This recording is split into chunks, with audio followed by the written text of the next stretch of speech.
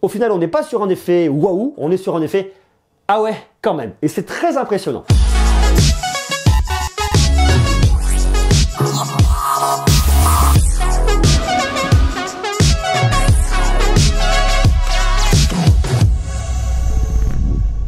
Huawei a encore frappé. Je crois que ça pourrait être le titre de ma vidéo. D'ailleurs, c'est peut-être le titre de ma vidéo. Au moment où je suis en train de faire cette vidéo, je ne sais pas encore comment je vais l'appeler. Je pourrais très facilement l'appeler Huawei a encore frappé, tellement le titre est juste. Alors, excusez-moi, j'avais tellement hâte de vous parler que j'ai pas fini de tout installer dans le studio. Ou alors, ça pourrait s'appeler Huawei a récidivé. Éclairage bleu. Formidable. On y est. On parle aujourd'hui du P30 Pro. Le P30 Pro qui est franchement une belle promesse faite par Huawei. À la santé du Hellfest et de tous les festivaliers. Ça fait un bien fou. Huawei a frappé fort, Huawei a franchement continué à mettre la barre hyper haute. Alors je ne sais pas si vous avez suivi, si vous suivez l'actualité de Huawei, si ça vous intéresse, oui, non, quoi, comment. L'année dernière, Huawei a présenté à peu près la même saison, au mois de mars, le P20 Pro. Ensuite, il y a eu le Mate 20 Pro et il y a eu d'autres produits. Hein. Il y a aussi le P20, il y a eu aussi le P20 Lite, bon, il y a aussi le Mate 20. Et cette année, ils ont fait encore très très fort avec le P30 Pro. Alors je me suis posé la question, quand le smartphone a été présenté, on le regarde un peu comme ça. Regardez, je vous enlève ma coque de protection Rhino Shield. Lorsque vous le regardez comme ça, je me suis dit, ouais, il ressemble beaucoup au P20 Pro. Est-ce qu'au final, c'est pas un peu juste une version améliorée du P20 Pro? Est-ce qu'on est vraiment sur autre chose? Est-ce que ce smartphone apporte une autre valeur? Et surtout, est-ce que ce smartphone raconte une autre histoire? En fait, l'histoire, elle n'est pas différente. L'histoire, c'est sensiblement la même. L'histoire, c'est une marque qui vous propose un smartphone qui est vraiment topissime pour la photographie. C'est l'idée en tout cas de la gamme P de Huawei. Et là, très clairement, avec le P30 Pro, pouf, on continue de monter. On pouvait se dire, exactement de la même manière, est-ce qu'au final, est-ce qu'il y a une vraie grosse différence entre le P20 Pro, qui était déjà énorme l'année dernière, et le P30 Pro de cette année? Oui, mais si c'est juste pour avoir des meilleures photos, meilleures en faible luminosité, bon, voilà, il fallait un petit peu l'effet waouh. Et là, ils ont fait un effet waouh incroyable avec ce zoom x5, optique, x10 hybride, et vous montez jusqu'à un zoom x50. Alors vous me direz, mais qu'est-ce qu'on va aller faire dans zoom x50? Je suis d'accord avec vous, sur le papier on se dit qu'est-ce que je vais faire dans zoom x50? Mais lorsque vous le prenez en main, lorsque vous l'utilisez et que vous l'actionnez, vous dites, ah ouais, quand même. Et c'est vraiment tout ce que j'ai entendu de toutes les personnes que j'ai eu autour de moi qui l'ont utilisé, ils ont fait, ah ouais, quand même. Et c'est vraiment l'effet de ce smartphone. Au final, on n'est pas sur un effet waouh, on est sur un effet, ah ouais, quand même. Et c'est très impressionnant. Bon là j'enlève ma coque, je fais un peu le malin, mais c'est vrai que dans l'absolu je préfère quand même le protéger, tout simplement parce qu'un smartphone comme ça, avec le verre, vous voyez, qui est incurvé de ce côté-là, j'ai peur de l'abîmer. Ça c'est pas mal. Alors vous avez le choix, soit vous avez une coque qui est inclue directement dans le packaging, qui est une coque transparente, je vous l'ai montré lorsque j'ai fait mon unboxing le jour de la sortie du produit. C'est cette coque transparente là, signée directement par Huawei, qui est fournie avec, qui est pas mal. Elle est un peu souple, donc je suis pas sûr que à terme ce soit celle qui vous protège le mieux. Néanmoins, elle a le mérite de vous laisser voir le dos de votre smartphone et de voir sous toutes les coutures. Si maintenant vous voulez vraiment profiter du dos de votre smartphone, il y a un truc qui est pas mal du tout, c'est ça là. C'est le crash guard de Rhino Shield. Et ce qui est cool, c'est qu'en fait, ça vous le protège sur les côtés. Vous pouvez le poser, ça frotte pas sur le dessous. Ça frotte pas sur le dessus, c'est pas mal. Alors après, si on tombe sur un caillou un peu pointu, bon bah voilà, là il y a un moment il va pas non plus être magique, mais par contre comme ça, vous voyez, pour vraiment profiter de votre smartphone, c'est super sympa. Ça protège, donc ça c'est cool. Bon, je l'enlève pour la vidéo, mais si ça vous intéresse, j'ai un code promo chez Rhino Shield. Pour le P30, il existe pour le P30 Pro, puis il y a plein de produits, c'est pour protéger vos écrans et plein de choses chez Rhino Shield. Donc je vous conseille d'aller jeter un petit coup d'œil, vous allez voir, c'est franchement intéressant. Votre smartphone, c'est quasiment qu'un écran. Petite barre en haut, petit bord en bas, il y a un petit menton, il existe, mais il n'est pas très gros. Sur le côté, cet écran incurvé, ça donne un effet de profondeur qui est vraiment très joli. Ici, aujourd'hui, petite encoche goutte d'eau, mais surtout, c'est vraiment très sympa. Regardez, luminosité poussée à fond, c'est beau, c'est chouette. C'est un smartphone qui est très lumineux, même lorsque vous l'emmenez à l'extérieur, ça c'est cool. Vous avez un écran OLED de 6,47 pouces de diagonale, 2340 par 1080 pixels. Vous avez un ratio 19,5 neuvième, c'est un écran HDR, c'est un écran de vraiment bonne qualité, j'adore. Ce que je vous conseille, c'est d'aller dans vos paramètres d'affichage. Vous allez dans mode et température de couleur et vous mettez en couleur normale. Parce que les couleurs vives, ça pète beaucoup trop. Je trouve que ça casse un peu l'effet naturel. Alors, vous ne le verrez pas forcément tout de suite parce qu'il y a une colorimétrie faite sur la vidéo, donc on s'en rend pas forcément compte.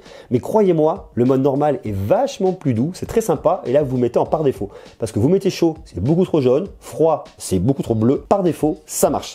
Pour le multimédia, je trouve ça franchement génial. L'écran est vraiment cool. On a la petite goutte d'eau sur le côté. C'est une certitude, c'est pas complètement parfait. Il vous reste ce petit truc là. Néanmoins, c'est pas non plus complètement déconnant. Ça reste très discret. Et ce qui est cool en plus de ça, c'est l'audio. Regardez pour le multimédia.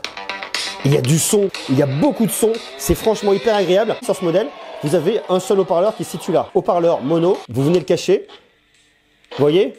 Il est que ici. On pourrait se dire, tiens, Huawei pour nous mettre un deuxième haut-parleur là. C'est pas le cas, ils l'ont pas fait. On a uniquement un haut-parleur là. Par contre, il y a une deuxième techno qui est assez intéressante. C'est un haut-parleur situé sous l'écran. La techno, c'est l'acoustic display technology. En gros, vous avez un haut-parleur qui est placé sous l'écran. Alors quand vous le mettez face à vous, vous n'avez pas du son qui vous arrive en pleine tête. Mais par contre, ce qui est assez intéressant, je pense que ça vient vraiment jouer pour l'effet de grave, un peu de basse. Après, on pourra regarder qu'il n'y a pas de prise jack sur ce smartphone. Il n'y en a pas. Il y en a une sur le P30, sur le P30 Pro. C'est pas possible. Je pense que d'un point de vue purement techno, c'était compliqué de pouvoir passer une prise jack. Donc du coup, il n'y en a pas. Je sais pas si vous avez suivi le jour, j'ai animé un live sur la page Facebook de Bouygues Télécom. Et justement, j'ai posé la question à François de chez Huawei en disant, François, il n'y en a pas? Pourquoi? Comment? Et ce qui m'a répondu, c'était très juste. C'était le fait de dire, en fait, avant, il n'y en avait pas du tout. On en a rajouté sur le P30 parce que c'était possible. Sur le P30 Pro, a priori, c'est pas possible. Mais bon, voilà. Moi, je suis toujours un peu partie des gens qui disent, ah, c'est dommage, j'aime bien ma prise jack. Je me suis fait avoir un casque Bluetooth. Mais c'est vrai que le coup de la prise jack, j'aime bien, même si c'est vrai que je l'utilise de moins en moins. D'ailleurs, je ne sais pas si c'est votre cas. Dites-moi, vous, petite pause 30 secondes, est-ce que vous utilisez les prises jack sur les smartphones? Est-ce que le fait qu'un smartphone puisse avoir une prise jack, ça peut vous décider à acheter tel ou tel produit? Est-ce que vous utilisez un smartphone avec une prise jack? Oui, non, quoi, comment? Vous marquez tout ça en bas. Je suis très curieux de voir les résultats parce que moi, j'ai eu beaucoup utilisé un casque, le MDR7506 de Sony, qui est un moniteur de studio. Et aujourd'hui, je suis passé vraiment sur le WH-Medix M3, toujours de Sony.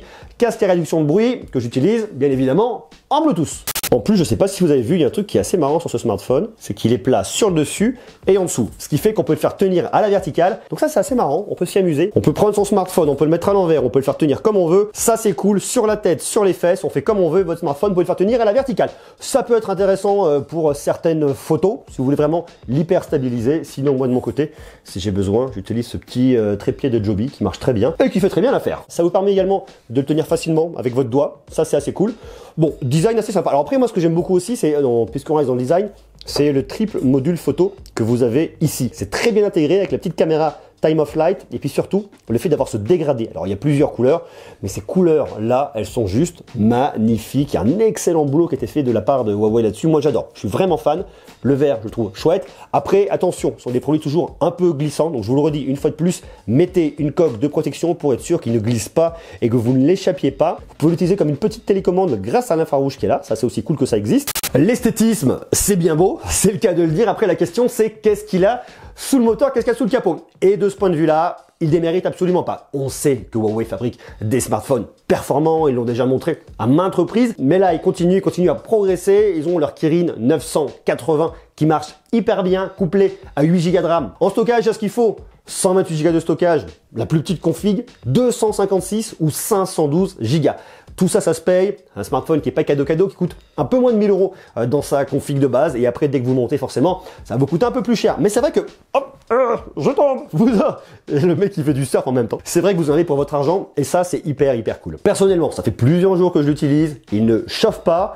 Il est toujours performant. Il répond très rapidement. Et en plus, ce qui est top, c'est la partie autonomie. Vous avez une grosse batterie de 4200 mAh. L'idée, c'est que le smartphone, vous le gardez pendant 2 jours. Et si vous avez oublié de le recharger le matin, que vous retrouvez à 10-15% de batterie, vous le branchez et en 30 minutes, vous l'avez chargé à 70%. C'est un point qui est extrêmement positif parce que aujourd'hui, il y a des smartphones qui ont de belles autonomies, mais si vous avez oublié de le charger, eh bien, il faut quand même prévoir un petit peu de temps pour le recharger et il ne faut pas être pris au dépourvu. Avec lui, vous n'avez aucun problème. Vous trouvez une petite prise dans un coin, même un quart d'heure, vous le branchez, vous repartez, vous êtes tranquille.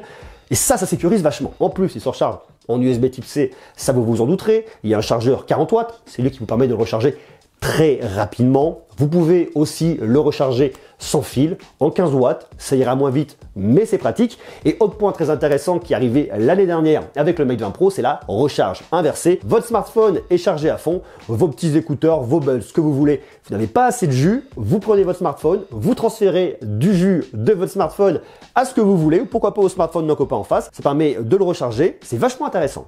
Il y a un autre truc qui est vachement intéressant, c'est le capteur d'empreinte digitale pour venir le déverrouiller. Alors on connaît le capteur d'empreinte digitale qui est placé sous l'écran, c'est un truc qui date de l'année dernière, enfin c'est une techno qui se développe. Et je me suis dit, tiens, Huawei nous a pas mis de capteur d'empreinte digitale ultrasonique. Est-ce que ça va marcher vite? Est-ce que ça va être bien? Parce que le capteur d'empreinte digitale qui n'est pas ultrasonique, c'est pas le plus rapide du monde. Et là, je suis franchement hyper surpris. Vous posez à peine votre doigt, ça déverrouille directement et vous n'êtes même pas obligé de le laisser appuyer. Vous le mettez un peu en contact, ça déverrouille très rapidement. Et ça, croyez-moi, c'est cool parce que c'est pas le cas de tous les smartphones. Là, vous avez un truc qui est vraiment très rapide, c'est génial. Il a également Face Unlock qui marche très bien, ça va vite, c'est pratique. Enfin, il y a pas mal de solutions pour déverrouiller. Après, l'OS, c'est une histoire de goût. Vous avez EMUI 9 points qui tourne sur un Android 9 paille. On aime, on n'aime pas, il n'y a pas de tiroir d'application, vous avez toutes vos applis qui sont là. Il y a des personnes qui critiqueront, qui n'aimeront pas, il y en a qui aimeront, voilà, ça c'est très personnel, c'est difficile de se prononcer là-dessus. Ce qui est assez cool, c'est la navigation par geste, le fait que vous ayez également dans vos paramètres pas mal de petites options et notamment l'équilibre digital que vous retrouvez ici pour savoir comment vous avez utilisé votre smartphone aujourd'hui, vos temps d'écran. Ça c'est bien, ça se développe de plus en plus, on le trouve aujourd'hui sur pas tous les smartphones mais quasiment et c'est vraiment bien que ce soit intégré. Maintenant, la grosse question qui se pose, c'est la question de la partie photo, vidéo. Avant de vous montrer directement les clichés que j'ai pu prendre, on va refaire un petit tour du côté de l'appareil photo pour qu'on comprenne bien. Vous avez donc 3 capteurs de ce côté-là et un petit capteur là. Parmi les 3 capteurs, vous avez un capteur principal qui est de 40 mégapixels. Ouverture de f1.6, stabilisation optique et logiciel. C'est un capteur RYYB. Je vous la fais très courte avant que ce soit pénible. Normalement, lorsque vous avez des capteurs photo, vous avez un capteur rouge, bleu, vert. Et là, vous avez un capteur rouge, jaune, jaune, bleu. Pas de vert. Le fait d'avoir remplacé le vert par le jaune, ça permet de laisser passer plus de lumière. Et ça, c'est, je dirais, en tout cas, un des gros points forts en photo du P30 Pro par rapport au P20 Pro. Vous avez également un deuxième capteur qui est un zoom x5, 8 mégapixels avec une ouverture de f3.4 qui ne va pas être excellent pour la photo de nuit, tout simplement parce que l'ouverture n'est pas assez grande et ne laissera pas entrer assez de lumière. Il sera bon, par contre, pour toutes les photos, pour les zooms, vous allez voir, c'est un zoom périscopique qui vous permettra d'avoir un x5 optique, x10 hybride et x50 digital zoom complètement stabilisé. On va faire l'expérience ensemble, vous allez voir, c'est hyper bluffant. Et vous avez également un ultra grand angle de 20 mégapixels qui ouvre à 2.4. Et ici, sur le côté, là, le tout petit, c'est la caméra TOF. Time of Flight, c'est le temps de vol qui va vous servir pour la profondeur de champ. En fait, votre caméra TOF, faut l'imaginer comme un sonar de bateau. Il va envoyer de la lumière va s'infléchir, va revenir jusqu'à lui, et ça lui permettra de mesurer la profondeur. Ça, c'est assez intéressant pour plusieurs cas de figure. Déjà pour du jeu. Lorsque vous allez jouer, la caméra TOF connaîtra votre position, vos mouvements, et avec un petit dock sur lequel vous allez poser votre P30 Pro, vous allez pouvoir jouer à différents jeux, faire du ski, faire ce que vous voulez. Ça, je vous l'ai déjà montré en exemple très concret dans ma vidéo de présentation du P30 Pro la semaine dernière à Paris. Donc ça, c'est assez marrant. Le deuxième point qui est hyper intéressant, c'est pour le mode portrait, puisque la caméra est capable de réellement connaître la distance. Donc en gros, la profondeur, il va appliquer un vrai flou par rapport à la profondeur et pas uniquement un flou simulé par rapport à une découpe logicielle. Donc ça c'est intéressant et ça fait aussi un peu la différence. Alors un peu, pas complètement, je vais vous montrer sur des photos que j'ai prises. Moi je vois toujours un peu les pistes, hein, si je me mets devant un fond un peu blanc avec les cheveux comme ça, un peu grisonnants des fois, c'est un peu compliqué. Mais vous allez voir, le résultat est franchement hyper cool.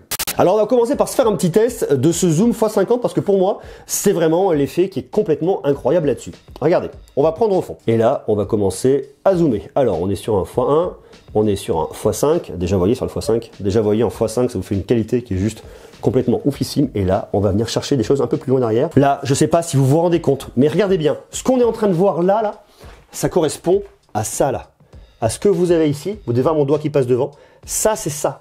Et ça, c'est le zoom x50. Et ça, c'est vraiment très impressionnant. Parce que si vous regardez comme ça, c'est pas possible. Même avec mon GH5, je vais venir zoomer. Alors, j'ai pas un téléobjectif, hein, mais voyez la distance. Je suis sur un 1260 Leica sur mon GH5. Mais le truc, lorsqu'on revient là, c'est juste hallucinant. Et ça, pour moi, c'est vraiment le gros effet waouh de ce smartphone. Bien évidemment, l'idée, c'est pas d'aller faire de l'espionnage chez vos voisins avec votre zoom x50 en vous cachant derrière votre balustrade, mais vraiment, vous allez pouvoir redécouvrir des choses sous un autre angle. Je vais vous montrer quelques photos que j'ai prises à Paris l'autre jour, vous allez voir, le truc est juste incroyable. Ça, c'est une image que je vous ai montrée l'autre jour à la présentation, lorsqu'on était à Paris, vous voyez. la personne qui est là-bas derrière, cette dame-là, eh bien, on la retrouve ici. Vous voyez ici, vous reconnaîtrez bien évidemment, je vais passer, et vous voyez lorsque je vais venir zoomer avec mon zoom x50, vous voyez, alors c'est pas parfait, c'est la nuit, mais c'est hallucinant ce qu'on est capable de capter. C'est dans des conditions de nuit, donc forcément c'est pas terrible, mais c'est assez incroyable et ça montre vraiment ce qu'on peut faire avec ce smartphone. Autre photo qui m'a complètement bluffé, vous devinerez au fond l'Arc de Triomphe, on est sur les Champs-Élysées, je me suis mis en plein milieu, vous en douterez. Vous êtes prêts? C'est vraiment bluffant, hein. Paf! Tout en haut de l'Arc de Triomphe. Alors, moi, je bouge. Donc, forcément, j'ai un peu la tremblote, donc l'image n'est pas parfaite. Mais si vous arrivez à stabiliser votre smartphone, c'est juste oufissime. C'est incroyable. Et rappelez-vous qu'on est à cette distance. Regardez, je vous montre autre chose. Ça, c'est pareil. On est sur une photo où la nuit commence à tomber. Donc, bon, c'est pas complètement idéal. On est sur les champs. Je suis sur un rooftop. Là, en face, là, vous voyez, là, il y a une espèce de petite cabane. On sait pas trop ce que c'est. Eh bien, on va pas faire de l'espionnage, on va pas aller voir chez les gens. Donc, c'était tout des bureaux. Donc, c'est pour ça que je me suis permis d'aller voir. Là, vous avez votre cabane. Ok, c'est pas mal.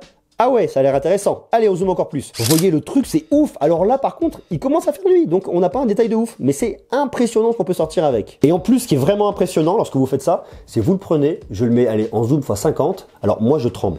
J'en ai déjà parlé. Si vous le suivez, vous le savez. On va essayer de se caler sur un truc. Il y a une stabilisation qui est ouf avec un zoom x50.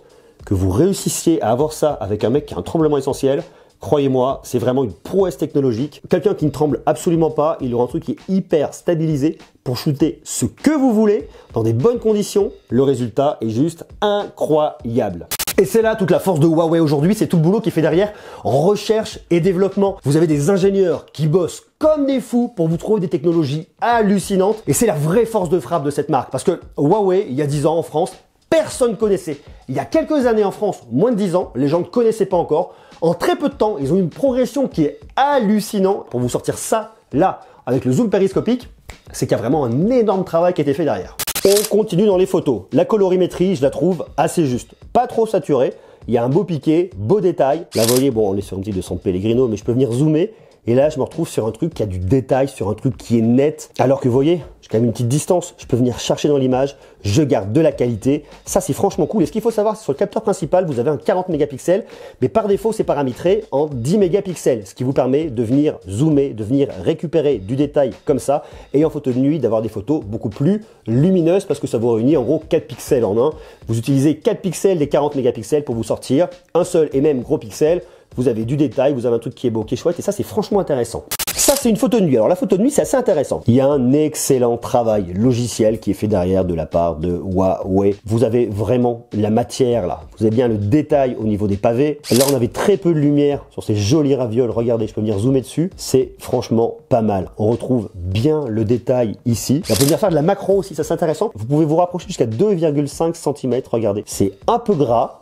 Mais c'était très bon. Petite soupe sympathique. Regardez-moi là. Le rendu en nuit, c'est vraiment hyper impressionnant. Quartier de l'horloge, c'est pareil, c'est chouette. Il y a un beau rendu. Il y a un super bon traitement logiciel. Ça, c'est la station de métro Art et Métier. Très chouette. Photo de nuit, là, très sympa. On a le plus petit McDo de France, je suppose, regardez là, qui est planqué ici. Alors, on s'en fiche du McDo, mais c'est plus ce détail. Et en l'utilisant avec le zoom x50, paf, on arrive là. Vous vous rendez compte que ça, là, c'est ici, là.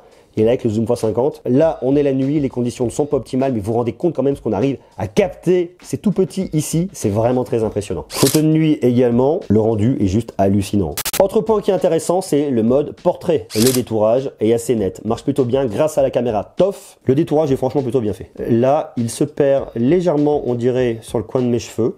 Mais bon, c'est du point de détail. Là, par contre, il a bien repéré les petits cheveux sur le côté. Ah, il m'a légèrement mangé les petits côtés, mais bon, c'est pas dans l'absolu, c'est pas hallucinant. Je trouve quand même que le boulot est vraiment bien fait. Regardez, c'est complètement flou là, entre mes doigts. Pour moi, il y a un vrai beau boulot qui est fait, traitement logiciel. Et la même chose en extérieur. Regardez là, détourage entre les doigts est parfait. On dirait qu'il y a un petit flou de bouger là, à voir peut-être. On a bien les petits cheveux derrière qui sont pas complètement floutés. Concernant la partie grand angle, c'est pas mal, mais c'est pas hallucinant. C'est bien lorsque vous avez beaucoup de lumière. Si vous n'avez pas beaucoup de lumière, c'est pas terrible. Photo prise avec l'objectif de 40 mégapixels et là, avec l'ultra grand angle de 20 mégapixels. Vous voyez tout de suite, là, c'est assez clair et là, c'est tout de suite plus foncé. Les couleurs sont pas exactement les mêmes. Même chose ici, ça c'est le capteur normal. Ultra grand angle, vous voyez, on capte beaucoup moins de lumière. Il est vraiment pas optimisé pour les photos de nuit.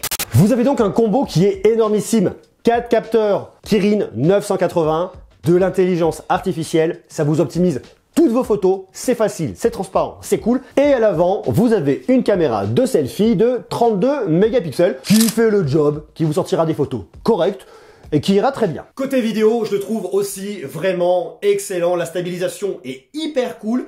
Le rendu est vraiment de bonne qualité. Il y a une belle progression. L'année dernière, j'étais moins fan sur le P20 Pro. Je trouvais que bon, c'était un excellent photophone, mais sur la vidéo, c'était un peu moins ça. Là, je trouve par contre qu'il y a une belle évolution faite par Huawei sur le côté vidéo, sur la stabilisation, sur l'expérience en règle générale. Et là-dessus aussi, pareil, très belle progression de la part de Huawei. C'est un smartphone qui peut accueillir une double carte SIM que vous trouvez ici dos à dos. Il a du NFC bien évidemment pour le paiement dématérialisé, mais aussi pour Huawei Share. Ça, on en parle ici quelques jours sur un test d'ordinateur de Huawei. Il a du Bluetooth 5.0, notamment pour vous connecter avec votre casque à réduction de bruit si vous voulez écouter de la musique au casque. Il est IP68, mais par contre, il n'est pas compatible 5G. De notre côté, la 5G, pour l'instant, on la trouve pas partout. La 5G arrivera plus tard, on en reparlera deuxième semestre 2019, donc on a le temps. En tout cas, moi, je le trouve vraiment très intéressant. Aujourd'hui, je lui verrai un défaut qui vient effectivement de son ADN. Comme vous avez un écran incurvé, vous allez souvent laisser traîner un bout de doigt, un bout de quelque chose pour tenir sur le côté, et c'est souvent interprété comme un mouvement. C'est pas bien grave, c'est du point de détail, ça arrive de temps en temps. Une fois de plus, je vous le dis, mettez une coque, et avec une coque, ce problème est complètement effacé. Pour ma part, je remets ma coque, paf! Et comme ça, vous voyez, je le tiens, le problème n'est plus là du tout. Vous l'aurez, je suppose, compris, j'aime beaucoup la proposition qui a été faite par Huawei cette année. Je trouve que c'est vraiment intéressant. Il continue à monter en gamme, il continue à nous surprendre, à aller plus loin en termes de photos, aller plus loin en termes de vidéos, aller toujours plus loin en termes de qualité de smartphone. Ça, c'est vraiment hyper intéressant. Et c'est là où on voit toute la force de la recherche et développement d'une marque. D'être capable d'innover comme ça tous les 6 mois, tous les ans sur la photo, c'est juste oufissime. Je sais pas, vous, ce que vous en pensez. Comment vous le trouvez? Ce P30 Pro, est-ce qu'il vous plaît? Oui, non, quoi, comment? Quels sont pour vous les points forts qui font vraiment la réussite de ce produit? Quels sont les points faibles? Est-ce que vous pensez que le fait d'avoir un zoom x50, ça a un sens? Oui, non. Est-ce que vous voyez des cas d'usage? Qu'est-ce que vous pensez du zoom optique x5, zoom hybride x10, marquez-moi tout ça. Et quelle est selon vous la fonctionnalité la plus importante sur ce smartphone, celle qui pourrait en tout cas vous permettre, vous, d'aller l'acheter. Vous marquez tout ça bien évidemment en commentaire. Je vous invite à rester connecté parce que on va continuer à aller voir plein de produits du moment, des smartphones. Enfin, il y a plein de produits hyper cool. Et on va parler d'un ordinateur dans quelques jours de Huawei. Je n'en dis pas plus. Pour l'instant, on en reparle ensemble. Merci à vous d'avoir regardé cette vidéo. Vous avez les playlists qui sont juste là pour aller voir tous les autres produits du moment. Et je vous souhaite d'être très sage. Prenez soin de vous et je vous envoie de gros becs. À bientôt, ciao.